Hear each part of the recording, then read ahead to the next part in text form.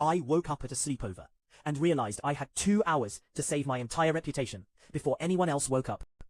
I reached down and touched the fabric and realized I had wet the bed. I lay there completely still, listening to 4 other guys breathing around me in the dark. It was 5 o'clock in the morning. If anyone woke up before I fixed this, I would have to switch schools. My backpack was next to the couch. I got to it on my hands and knees, moving so slow my arms started shaking, and unzipped it 1 inch at a time. I pulled out my backup pajamas, and then Brandon sat straight up, not rolled over, sat up. I froze with the backpack pressed to my chest. He swung his legs off the couch, stood up, and walked right past me.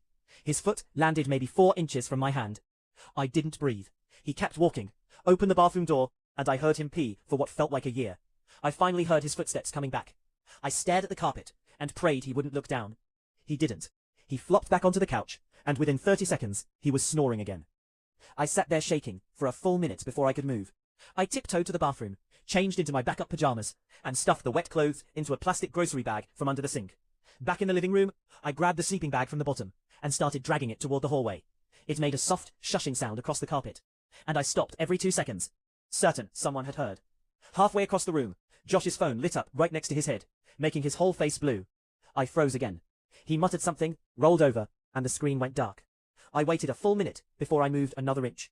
I got the sleeping bag into the laundry room, stuffed it into the machine with the grocery bag of wet clothes, and turned the dial as softly as I could. The click sounded like a gunshot. I turned it 1 more click, and it started filling with water. I let out a deep breath, the first time in an hour. Then the hallway light came on. Josh's mum was standing at the other end of the hall in a robe, arms crossed, looking right at me.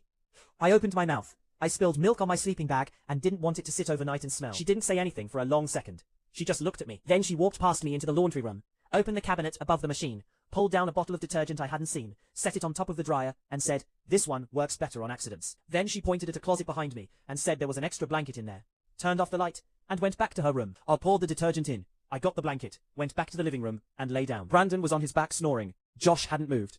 Only one person knew, and she wasn't going to say a word. Don't keep this story a secret. Like, share, and comment to let us know your thoughts. And smash that subscribe button so you never miss another twist.